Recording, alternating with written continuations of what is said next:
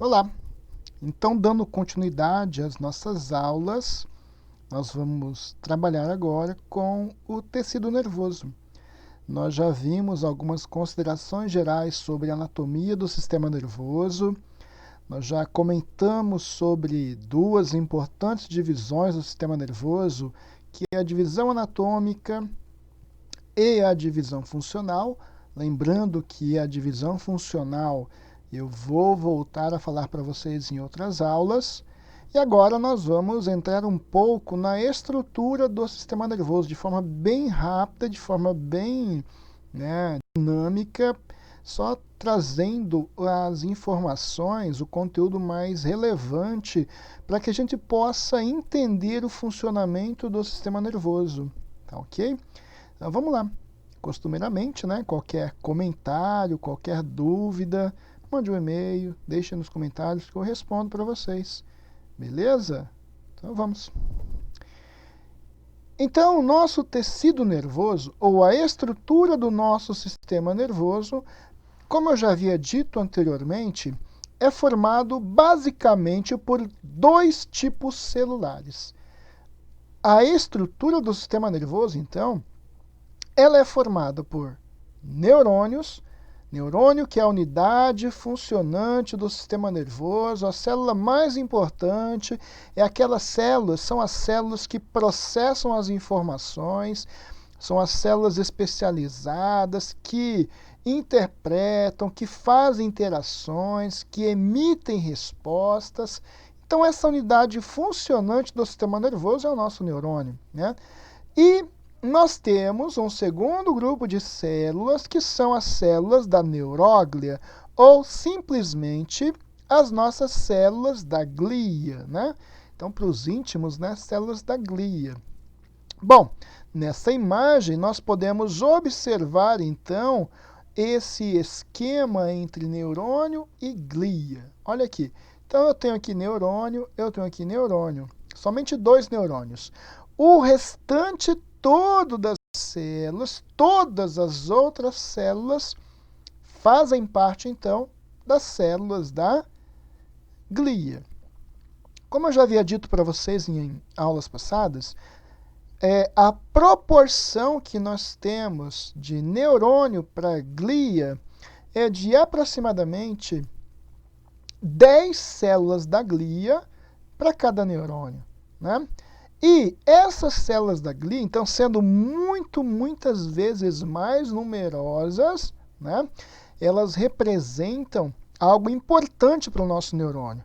Bom, primeira informação, neurônio, a partir do momento em que ocorreu o nascimento da criança, pós-parto, neurônio é uma célula que perdeu a capacidade de divisão celular, Apenas em algumas regiões, como hipocampo, algumas regiões do tálamo, são demonstrados, então, algum potencial de neurogênese ainda.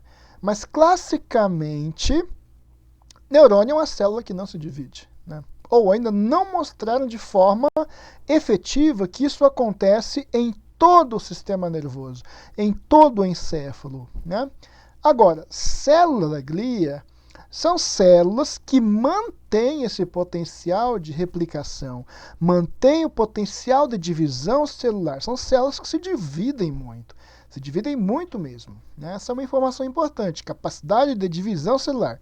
Segunda informação importante, as duas células, ou os dois tipos celulares, eles devem coexistir. Eles devem estar juntos. Existe aquela regra, aquela fala famosa, célebre, neurônio sem glia diminui a sua função e morre. Glia sem neurônio não tem função aparente, então ela acaba morrendo também.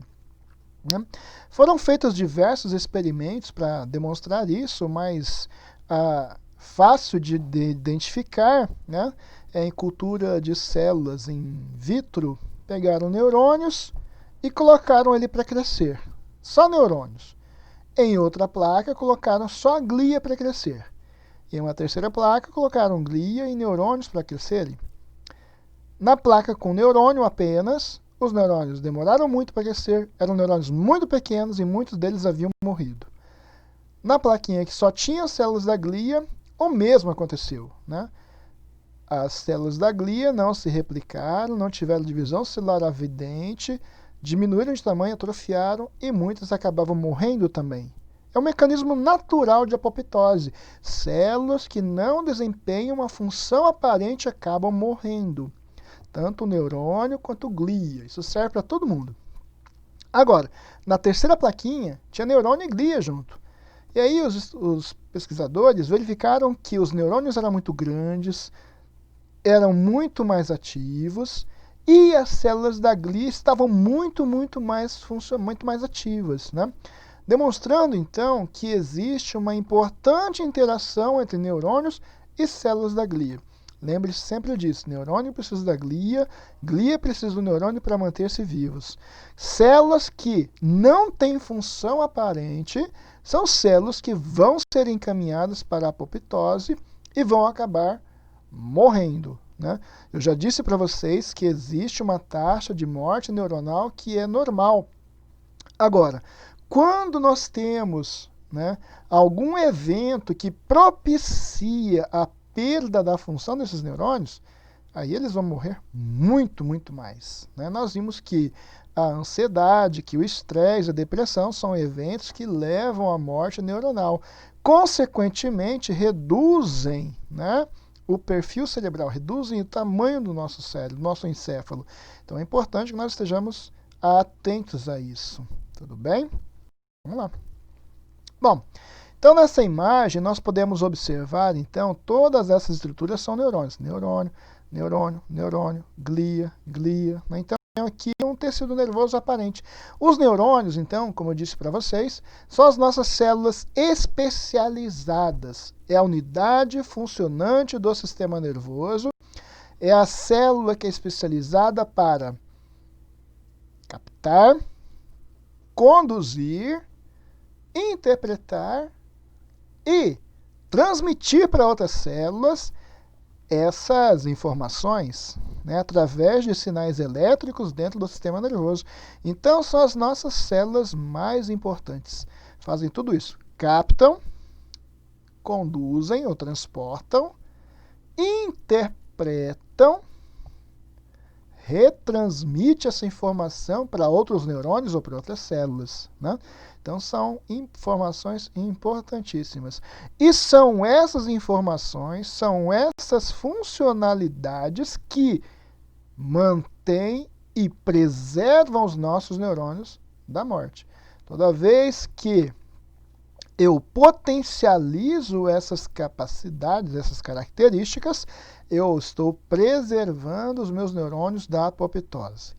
Eu já disse isso para vocês, não é apenas o conhecimento técnico-científico que é conhecimento, mas tudo aquilo que é novo, tudo aquilo que é aprendido é um conhecimento, né? Já disse isso, e isso leva à manutenção de neurônios, ou seja, primeiro faz-se uma sinapse, essa sinapse inicialmente ela é fraca, ela vai se fortalecendo, se estabelece e aí sim ela se mantém. Como eu disse para vocês na aula passada, se vocês se lembrarem do que eu disse depois de 30 minutos, né, é provável que essa informação permaneça por mais tempo. Agora, se amanhã você se lembrar de alguma coisa que eu disse para vocês, essa informação ela foi muito forte.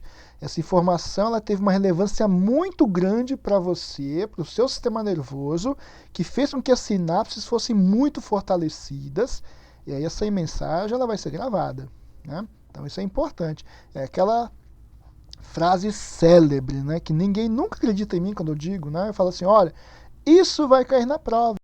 Na aula passada, eu dei uma aula de a divisão anatômica do sistema nervoso. E isso vai cair na prova, né? E aí os meus alunos, eles duvidam que isso realmente aconteça e acabam falando, isso não vai nunca acontecer, né? Então, para alguns, é uma informação que é irrelevante. Depois de 5 minutos, ele esquece tudo o que foi dito, né? E eu disse para vocês, é uma dádiva do nosso sistema nervoso o esquecimento. É importante. O poder do esquecimento é muito importante para nós. Muito mais até do que o poder de lembrar de tudo, né? Mas triar, eliminar o excesso de informações que são inúteis, né? Isso é muito importante. E a utilidade ou a inutilidade de uma determinada informação só depende da relevância de cada um de nós. O que é importante para mim pode não ser importante para você. Então, tudo isso depende da minha experiência de vida, depende daquilo que eu acho relevante ou não, né?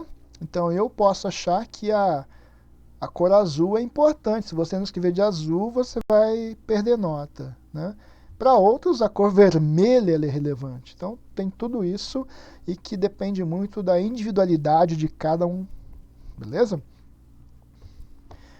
Então, nosso neurônio, né, bem bonito, funções dele: sensibilidade, memória, o raciocínio, controle da atividade muscular, o controle motor, regulação de secreção glandular, controle de temperatura, né, alteração de fluxo, alteração de pressão do sangue. Então, tudo isso está relacionado com a ação neuronal, né? Para tudo nós dependemos dos nossos neurônios, até mesmo para aquilo que você não sabe que está acontecendo, né? Nesse exato momento, eu não sei a concentração de hidrogênio ou de gás carbônico no meu sangue, mas o meu sistema nervoso ele sabe, né? Porque são informações que são relevantes para a manutenção da homeostasia. Então, tudo isso é importante para o neurônio manter, importante para o neurônio que ele tenha essas capacidades para que ele possa manter a regulação interna, né? Então, nosso neurônio é extremamente importante nesse ponto. Então, são as células que, né, geram tudo isso para nós. E quando eu digo aqui pensamento, quando eu falo raciocínio, essa é uma característica importantíssima do neurônio. Vocês vão ver, à medida que eu for comentando sobre o neurônio, vocês vão ver que isso é importante, esses insights, né? Poxa, eu estou aqui tendo aula de anatomia do tecido nervoso, e aí eu me lembro que eu marquei um encontro com uma pessoa. Poxa, de onde que veio essa informação? De onde que veio esse insight? De onde que veio essa ideia, né?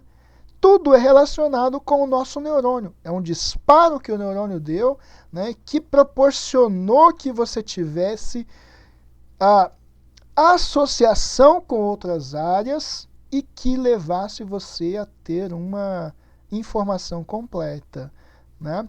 Então isso é importante. Por isso que muitas vezes dormir ajuda no estudo. E por que isso? Porque o ato de dormir nos ajuda a interagir, a integrar as informações que foram guardadas, que foram processadas durante a aula, e o meu cérebro ele consegue, a partir da relevância. Veja, se você ficou escutando música durante a aula e for dormir depois, você vai processar a música. Você não vai processar a aula, você vai processar aquilo que é importante para você, aquilo que foi relevante para você, né? Então, por isso, quando você for estudar, é preciso que você se dedique a isso. Não adianta você ficar com a aula, né, com o computador ligado, celular ligado, e ficar tomando banho. Eu não estou vendo o que você está fazendo, eu não estou vendo quais são as suas ações durante essas atividades. Só quem pode dar esse feedback do que é relevante, do que é importante, são vocês, né? E durante o sono, essas informações são processadas. Elas são feitas uma triagem e aquilo que é importante vai ficar armazenado por mais tempo. Não vai ficar armazenado permanentemente, porque para isso eu preciso de repetição, preciso de revisões, mas ele vai ter uma facilidade maior. Agora, se eu estava com a cabeça na lua, estava assistindo, né, ao meu seriado favorito enquanto eu estou vendo a aula, você está enganando você mesmo. Você só está se enganando. É melhor que você assista o seu seriado, acabe todas as suas atividades e você faça a sua aula de forma integral do que você ficar se dividindo entre essas atividades de aula e atividades de lazer. Mas é bom que se tenha rotina para fazer isso. O nosso cérebro, o nosso sistema nervoso, ele precisa de rotina. Ele precisa de ter programação do que eu vou fazer. Porque eu já disse para vocês também, né? O nosso cérebro, o nosso neurônio, ele gosta do que é mais fácil. Ele gosta do que é mais prazeroso. Ele gosta do que lhe dá mais recompensa. Poxa, se eu vou ter mais recompensa assistindo a minha série, né, imaginando que eu estou lá, que eu estou vendo, que eu estou me agradando, é lógico que você não vai assistir a aula. É lógico que você vai ter aqueles comichões, puxa, estou cansado, essa aula está enfadonha, né? Então o nosso neurônio ele não trabalha assim, ele precisa de ter estímulo. Se você dá um estímulo positivo para ele, ele vai continuar. Se você dá um estímulo de competição para ele, estou competindo aula com a minha série favorita, é lógico que a aula vai perder. E é lógico que a sua atenção vai ficar super dividida e maior parte dela vai ficar voltada para a sua série. E aí, você não faz nenhuma coisa nem outra de forma integral.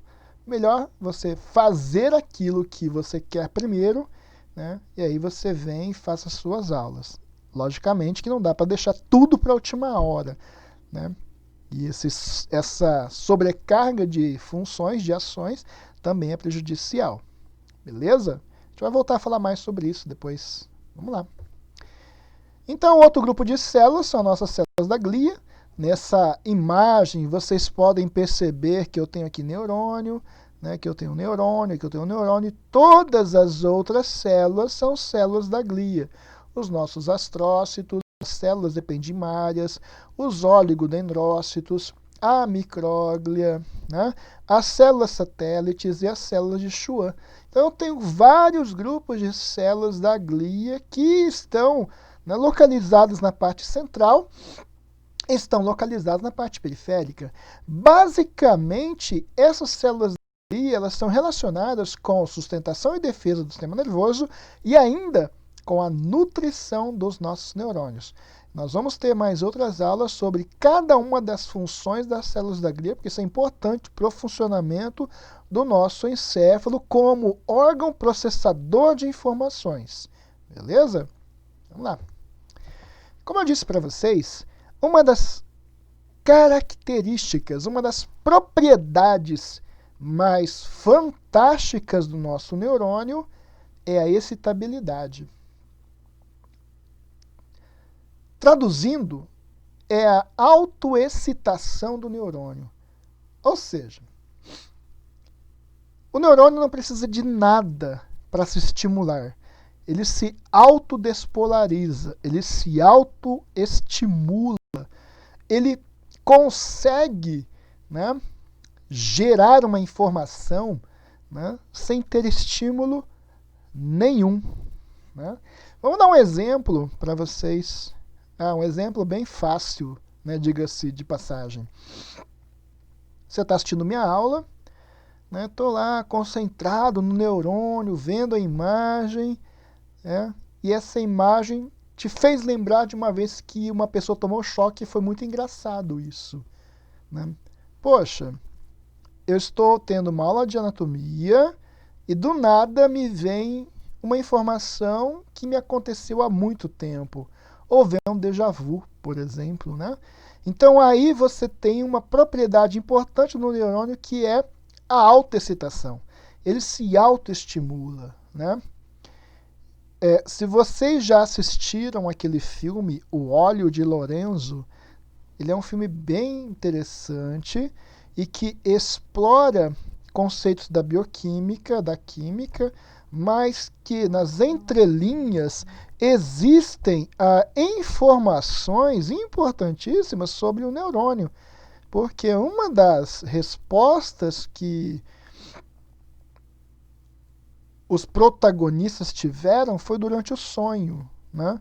Ou seja, como eu disse para vocês, tudo aquilo que eu estudo, tudo aquilo que eu estou observando, estou dando relevância, durante o meu sono ocorre um processamento dessas informações, uma organização dessas informações.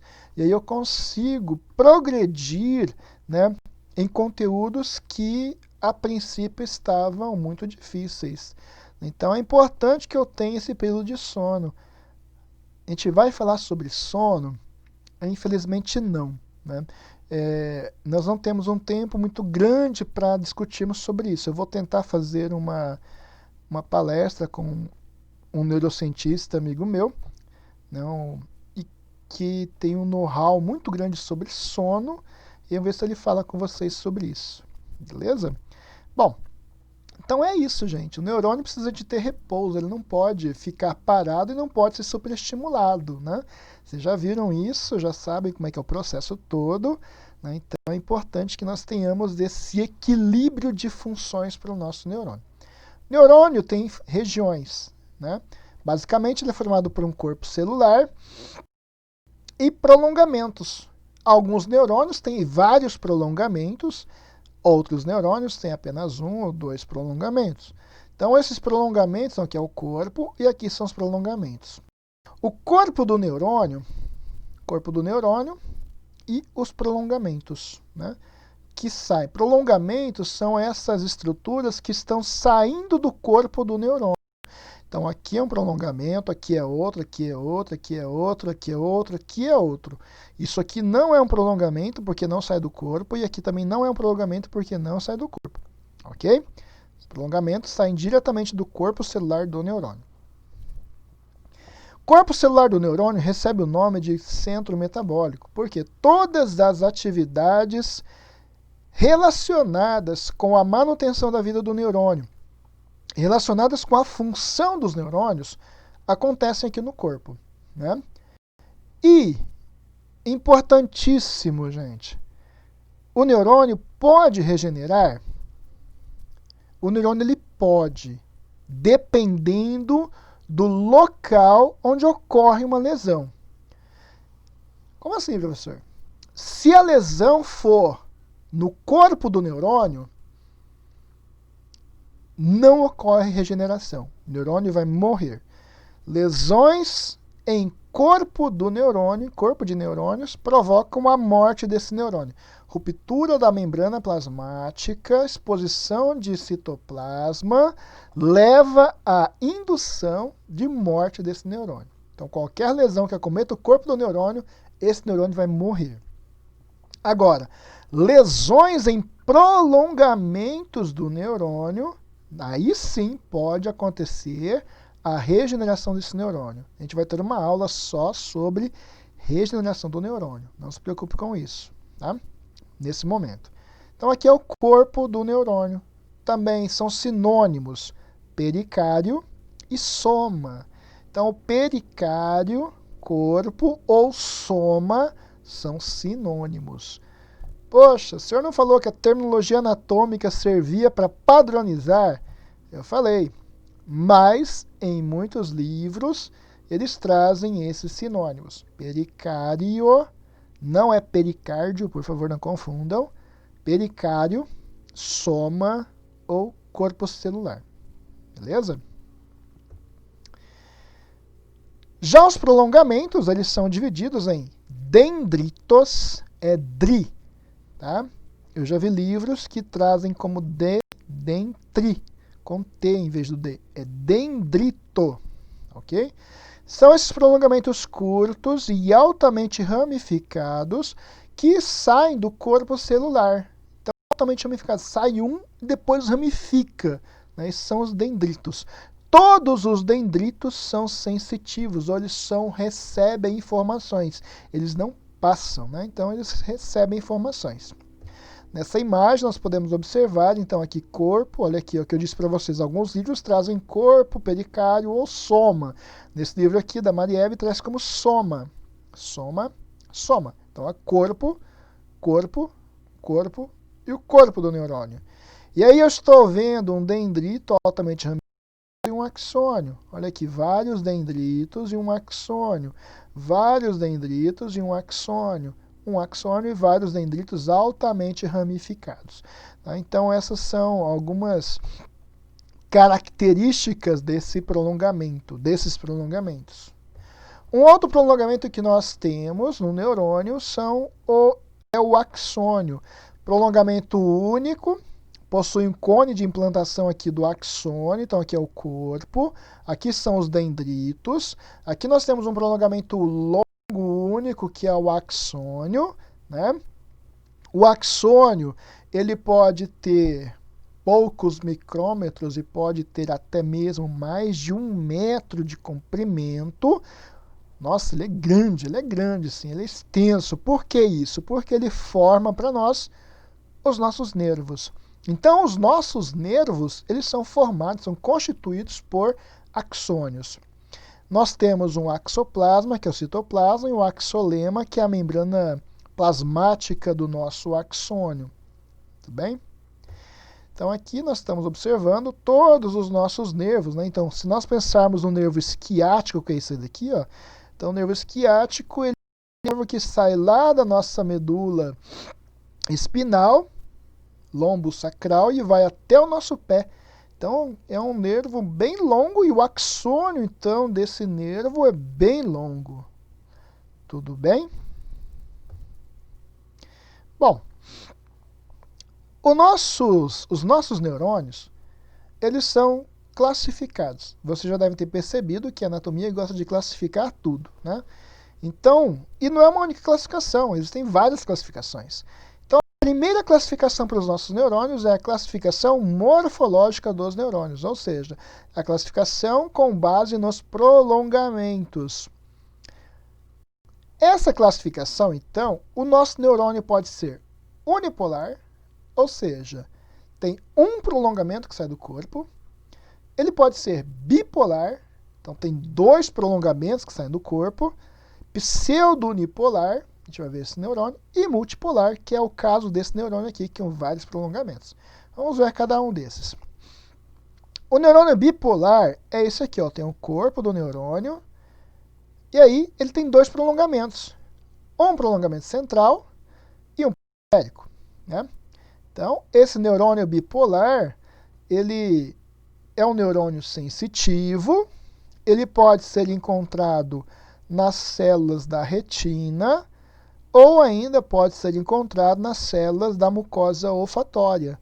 Então, um neurônio sensitivo, né, que possui dois prolongamentos, um prolongamento central e um prolongamento periférico. E esses neurônios eles são encontrados na retina e na mucosa olfatória, formando então o nervo óptico e o nervo olfatório. O neurônio pseudo-unipolar, falso. Por que falso unipolar? Eu tenho aqui o corpo, um prolongamento que sai do corpo, mas depois esse prolongamento ele se divide em dois, um prolongamento central e um prolongamento periférico. Por isso, o neurônio pseudo-unipolar. O pseudo-unipolar também é um neurônio sensitivo que é encontrado no gânglio sensitivo do nervo espinal. Você já sabe que é o gânglio. Gânglio é um conjunto de corpos de neurônios fora do sistema nervoso central. Ok? E o último tipo é um neurônio multipolar, neurônio que possui vários prolongamentos saindo do corpo. Esse neurônio multipolar, ele é encontrado no sistema nervoso central e, classicamente, é o neurônio motor. Tudo bem? Existiam também os neurônios unipolares, que são neurônios encontrados na vida embrionária. Tá ok? Então, aqui nós temos esse resumo. Então, neurônio multipolar, neurônio bipolar, neurônio pseudo-unipolar. Novamente, neurônio pseudo-unipolar, neurônios bipolares, aqui célula da retina e célula da mucosa olfatória, e neurônios multipolares encontrados no sistema nervoso central. Tranquilo? Faça essa classificação, né? Sugiro que vocês desenhem ela no caderno de vocês, se vocês usam um caderno, né? E coloquem a definição e a função desses neurônios. Tranquilo? Além da classificação morfológica dos neurônios, nós temos a classificação funcional desses neurônios. Ou seja, de acordo com a função deles, eles podem ser neurônios sensitivos, neurônios motores ou neurônios de associação. Neurônio sensitivo é um neurônio que capta a informação na periferia e transporta essa informação lá para o sistema nervoso central, para a parte central do sistema nervoso. De novo, neurônio sensitivo é um neurônio aferente capta a informação na periferia do corpo e transporta para o sistema nervoso central. Entendam periferia como sendo pele, como sendo órgãos internos, lembram? O sistema nervoso é dividido em parte sistema nervoso somático e visceral. Somático, pele, músculo, ligamento, tendão, articulação, né? O visceral, as nossas vísceras internas. Todas elas que saem da periferia e vão para o sistema nervoso central são sensitivos. Já os neurônios, ainda sendo esses neurônios sensitivos, eles têm duas classificações, de acordo com o que eu disse para vocês. Eu tenho fibras sensitivas gerais.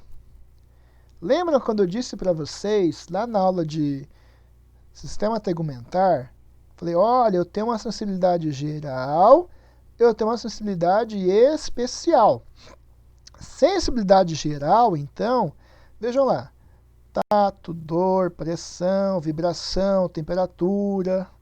E eu tenho fibras sensitivas especiais. Nesse caso, essa sensibilidade especial, ela está englobada em órgãos, por exemplo, né, no labirinto e no globo ocular, no caso da visão. Além de eu ter fibras sensitivas somáticas gerais especiais, eu tenho fibras sensitivas viscerais gerais e especiais.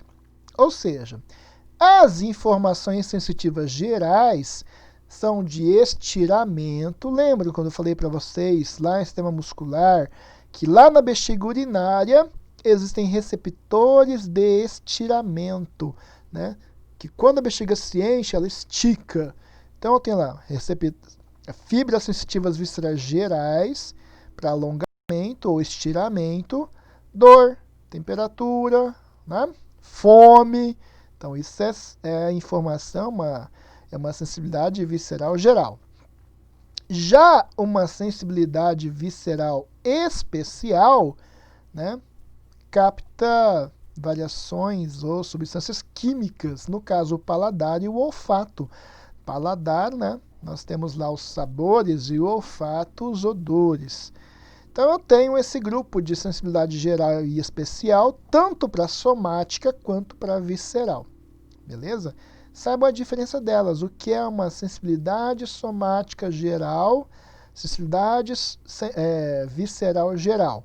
Sensibilidade somática especial, sensibilidade visceral especial. Beleza?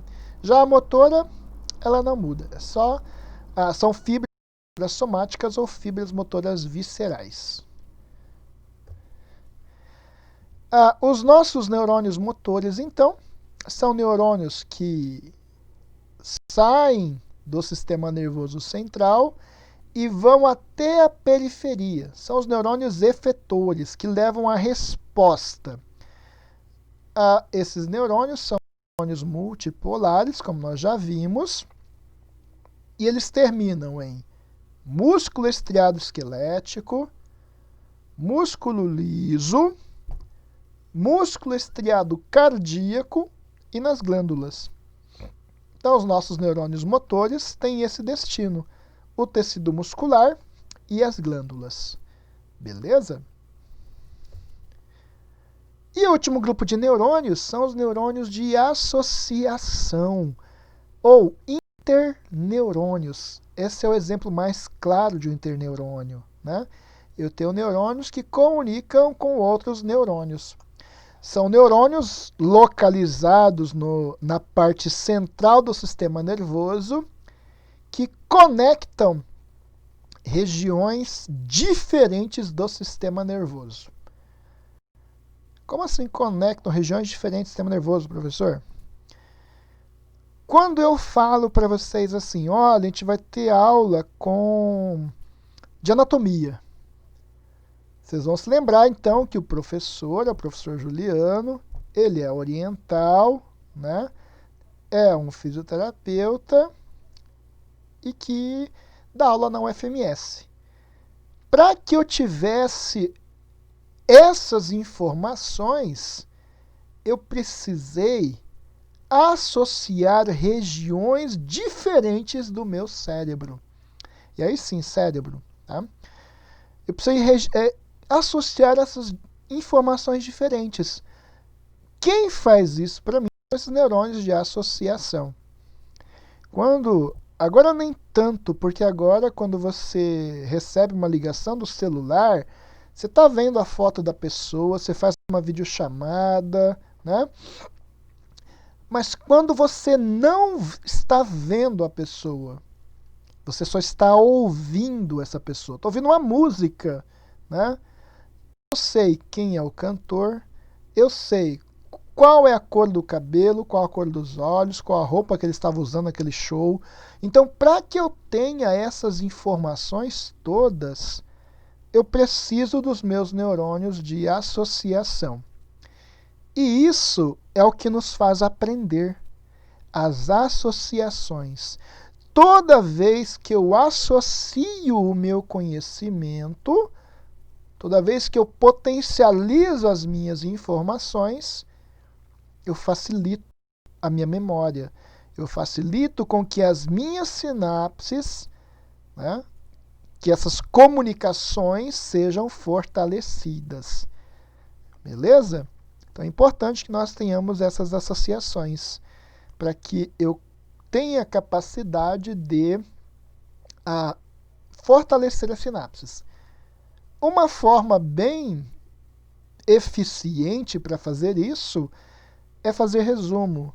Mas não é fazer o resumo cópia. Ou seja, eu vou copiar o que o professor Juliano está falando. Não. É fazer o resumo da sua cabeça, colocando as informações que você se lembra. E aí eu faço esse resumo inicial com tudo que eu lembro. Vou escrever, passar para o papel. Mesmo que seja digitado, mas não vale copiar do Google. Tá? Coloque as informações que você se lembra sobre aquele assunto. E aí, reveja. Vou falar sobre tecido nervoso. Vou colocar tudo que eu me lembro sobre tecido nervoso. Depois eu vou complementando. E aí no próximo resumo eu faço novamente da minha cabeça, mas com mais informações agora, porque eu complementei esse resumo. Então essa é uma forma eficiente de estudar. Né? Então, espero que vocês façam isso, né, para potencializar o estudo de vocês. Eu espero que vocês tenham gostado dessa aula, tenham aproveitado as nossas discussões, façam esse resumo, esse desafio de colocar no papel essas informações tiradas da sua própria cabeça, assista a aula 1, 2 vezes, pare, dê uma caminhada e quando você voltar, faça esse resumo. Né? Não importa se algumas informações passaram, você não colocou. O importante é você colocar tudo aquilo que você lembrou. Depois que você finalizou esse resumo, você complementa ele com as informações que faltaram. Ou que você julga que são importantes e que deve colocar. E aí depois você vai repetindo esse processo. Isso é importante para que você fortaleça então as suas sinapses. Beleza? Tenha uma excelente aula, um excelente dia, uma excelente semana. Qualquer dúvida, qualquer comentário, manda lá que eu respondo para vocês. Um grande abraço para vocês. Fiquem com Deus.